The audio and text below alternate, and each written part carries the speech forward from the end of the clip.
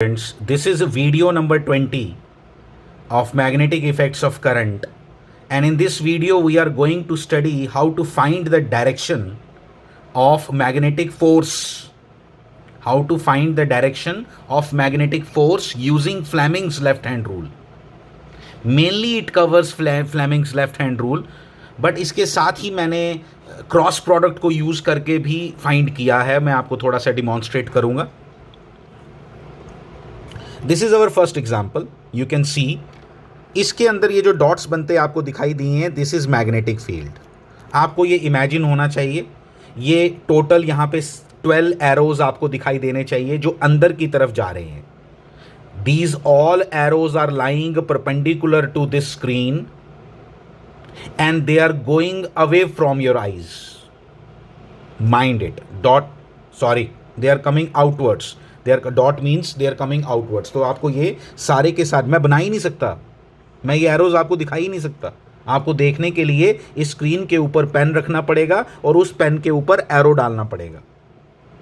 ये सारे के सारे एरोज आपको बाहर की तरफ नजर आने चाहिए. दीज ऑल एरोज, सॉरी मैंने गलत बोला पहले, ये सारे के सारे एरोज आपकी तरफ आ रहे हैं.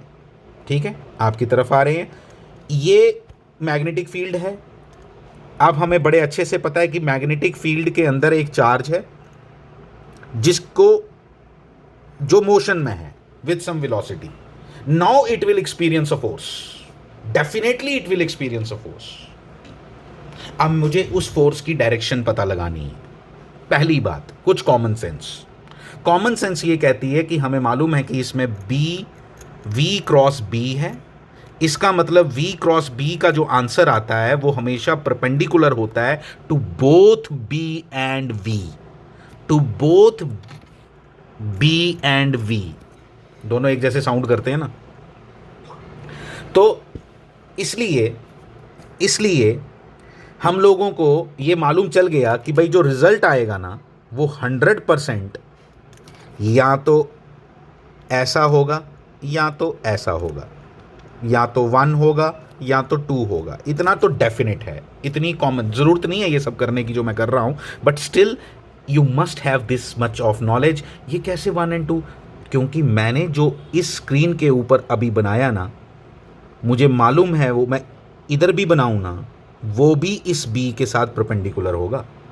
क्योंकि ये जो B मैंने बनाया है डॉट्स वाला, ये इसके ऊपर एरो भी डालना चाहिए. वो जो है वो इधर भी एरो डालना चाहिए. वो जो है वो परपेंडिकुलर टू द स्क्रीन है. इसलिए इस स्क्रीन पे बना हुआ हर एक वेक्टर उसके साथ परपेंडिकुलर है. फिर अगली बात मुझे ये दिखाई दे रही है कि यहां पे ये है V और ये है B.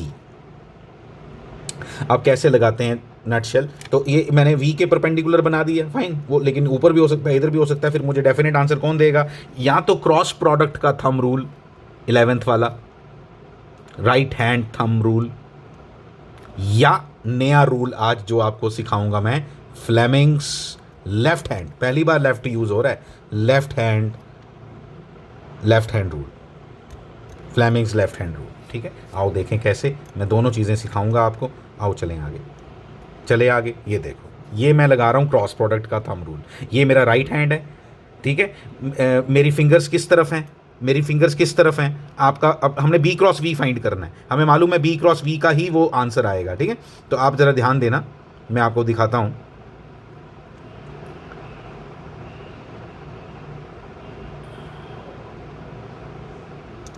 देखो, मैं आपको दिखाता हूँ. ये मैंने अपनी फिंगर्स को कहाँ अलाइन किया है? मैंने अपनी फिंगर्स को अलाइन किया है, नहीं बन रहा है इधर. ठीक है, मैंने अपनी फिंगर्स को अलाइन किया है अलोंग, देख सकते हो, along B vector. First vector is B vector, क्योंकि हम क्या फाइंड करना चाहते हैं? B cross V. तो इसलिए फर्स्ट वेक्टर के साथ मैंने अपनी फिंगर्स को अलाइन किया है. और फिंगर्स को अलाइन तो मैं उल्टे हाथ से भी कर सकता. अभी आपको पाम नजर आ रहा है ना मेरे हाथ का, तो उल्टा हाथ भी तो हो सकता था, थंब नीचे भी तो हो सकता था. लेकिन मेरी फिंगर्स कर्ल होनी चाहिए दूसरे वेक्टर की तरफ. Where is second vector? The second vector is outwards, बाहर की तरफ है. इसलिए मेरी फिंगर्स बाहर की तरफ आ रही हैं, बोर्ड की तरफ नहीं जा रही, बाहर की तरफ आ रही हैं. देखो, इसलिए इसलिए thumb will give you the, ये राइट हैंड रूल है। वीडियोस देखो, मैंने आपको फिर बोला वेक्टर्स की मेरी वीडियोस हैं, उनको देखो, आपको सब क्लियर हो जाएगा वहाँ से भी। अगर आप और ज़्यादा डेप्थ चाहते हो राइट हैंड रूल की, and I recommend you should watch that. उसके अंदर 17-18 वीडियो में आपको सब क्लियर हो जाएगा ये, ठीक है। लेकिन आप यहाँ से भी देख सकते हो, जिसके पास टाइम कम है, आपके पास टाइम वैसे ही कम होता है।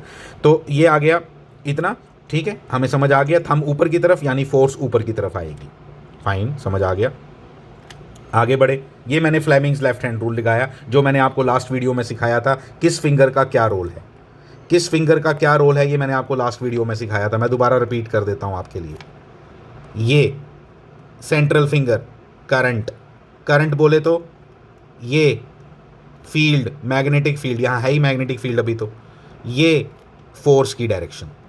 लेकिन मैंने इसको मोशन बोला था, तो मोशन ही है ना, फोर्स क्या देती है अल्टीमेटली, मोशन ही तो देती है, ठीक है। धक्का किधर बजेगा वो ये थंब बताएगा। फोर्स की डायरेक्शन याद रख लो, क्या कर सकती, 3 चीज़ें हैं। ये फोर्स नहीं बोल देना, बस कृपा करना अपने पे।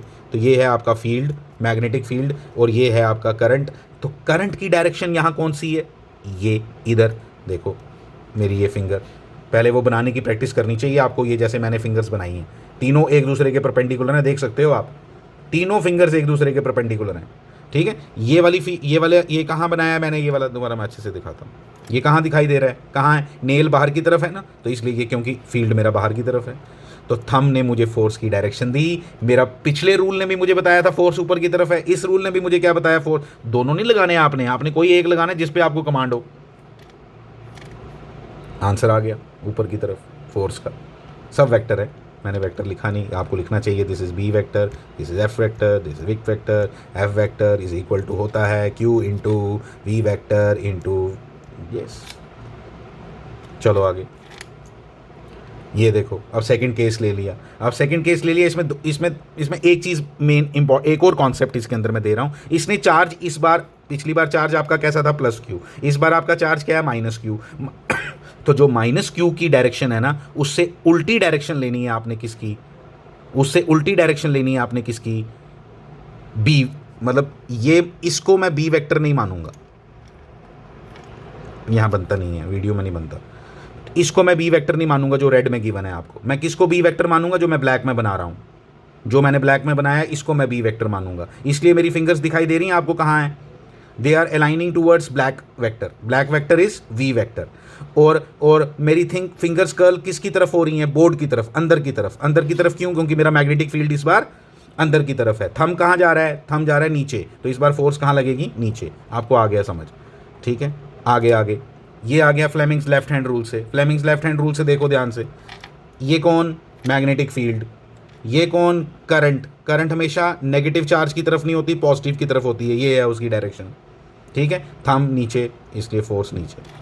हो गया, मैंने बना के भी दिखा दिया, फोर्स नीचे। मैंने देखो बताया कि क्यू माइनस क्यू अगर इस तरफ जा रहा है, ये इस डायग्राम में मैंने क्या रिवील किया आपको कि अगर माइनस क्यू इस तरफ जा रहा है तो एक्चुअल मैंने ये लेना है, मुझे प्लस क्यू की डायरेक्शन लेनी है, फाइन। बताया था मैंने, करंट की कहानी है यहाँ। अल्टीमेटली हमने करंट में आना है, मोशन ऑफ चार्ज को हमने करंट में लेके जाना है। अभी आगे ये देखो, अब एक और नया क्वेश्चन। अब नया क्वेश्चन क्या है, ये एक लेवल उससे ऊपर का क्वेश्चन है। क्या ये कह रहा है कि इस वायर में से करंट आई ऊपर की तरफ जा रही है भाई, तो बताओ ये जो आपका चार्ज Q है, प्लस Q है ऑब्वियसली, ठीक है, और इसका वेलोसिटी नीचे की तरफ है, तो बताओ ये क्या कोई फोर्स एक्सपीरियंस करेगा। मुझे क्या याद आया, every current carrying conductor is associated with magnetic field. इस करंट कैरिंग कंडक्टर के कारण बायोट-सैवर्ट लॉ ने मुझे सिखाया कि इसके कारण एक मैग्नेटिक फील्ड बनेगा।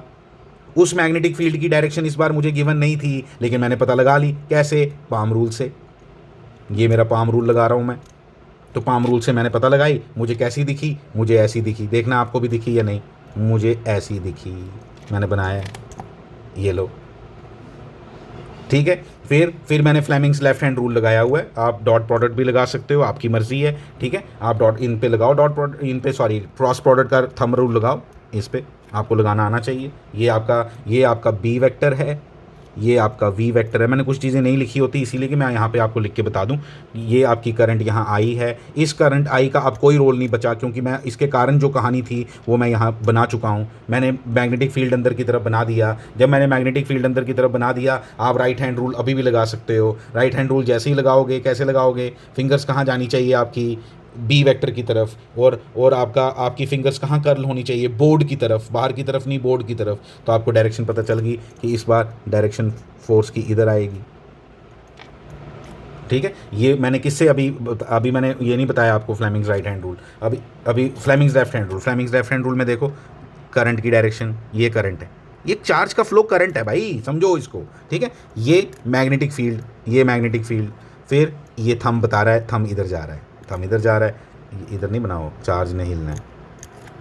तो ये आंसर आ गया, मैंने बनाया होगा, ये लो।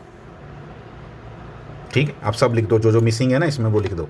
क्या है ये, बी वेक्टर, ये कौन है, बी वेक्टर, ये कौन है, आई। इस आई के कारण क्या बना, मैग्नेटिक फील्ड। मैग्नेटिक फील्ड जब कैस की डायरेक्शन निकाली, उसके बाद हमने फोर्स की डायरेक्शन निकाल ली, दो मेथड से। कैसे, राइट हैंड रूल और फ्लेमिंग्स लेफ्ट हैंड रूल। बड़े आगे, ये लो, एक और केस ले लिया मैंने।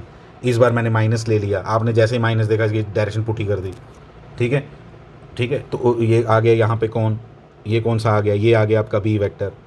ये आपकी करंट आई है, इस आई करंट के कारण यहाँ मैग्नेटिक फील्ड पता लगाओ, पाम रूल लगाओ। पाम रूल जैसे ही लगाया मुझे नज़र आ गया, ये जैसे ही मुझे ये नज़र आया, फिर मैंने लगाया Fleming's right hand rule, right hand thumb rule या फ्लेमिंग्स लेफ्ट हैंड रूल। ठीक है, तो राइट हैंड थंब रूल लगाया तो डायरेक्शन कहाँ आ रही है, राइट हैंड रूल के अकॉर्डिंग डायरेक्शन कहाँ आ रही है वो देखो आप। ये देखो, मैंने पहले पाम रूल लगाया, उससे मैंने क्रॉस निकाल लिया। ठीक है, क्रॉस निकालने के बाद अब आपका क्या आ गया, अब आपका, एक मिनट, हाँ, नीचे की तरफ। तो आपका फोर्स कहाँ आ रही है, नीचे की तरफ। देख लो इसको। ये कौन, अरे अरे अरे अरे,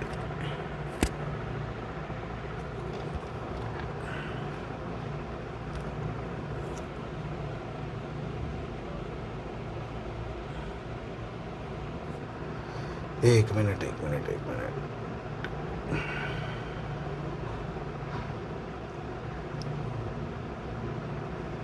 ये हो गया ना, यहाँ पहुँचे हैं ये, यस, यहाँ। अब देखो क्या इसमें क्या दिख रहा है, ये मैग्नेटिक फील्ड की डायरेक्शन, ये फोर फिंगर है आपकी ये वाली। ठीक है, ये सेंट्रल फिंगर करंट की डायरेक्शन, ये मैंने रेड में बनाई है करंट की डायरेक्शन, मैं करंट ही बोलता हूँ इसको, मैं तो करंट ही बोलता हूँ। C current, F field, M motion मतलब अब ये कंडक्टर, अब ये इसको धक्का कहाँ की तरफ लगेगा, नीचे की तरफ मैंने बनाया होगा ये। ठीक है, तो ये आपके रिजल्ट्स हैं, ये सारा मैंने आपको रूल सिखा दिया। आपको एक दो बार देखो, कन्फ्यूजन्स आपको होनी नहीं चाहिए। कन्फ्यूजन है, जिसको नहीं समझ आता उसके लिए ऑब्वियसली कन्फ्यूजिंग है ये, क्योंकि इतनी बार आप रूल्स यूज़ कर रहे हो, कभी कर्ल्ड फिंगर यूज़ करते हो, कभी ये यूज़ करते हो, आप बोलोगे सर बड़ा कन्फ्यूजिंग है तो करना तो आप नहीं है। ठीक है, कोई और तो आएगा नहीं आपकी जगह करने के लिए। ठीक है, कन्फ्यूजिंग हो या जो मर्जी हो, एक बार लेकिन जिसके दिमाग में कॉन्सेप्ट बैठ जाता है उसको ये कभी कन्फ्यूजिंग नहीं लग सकता। Thank you very much.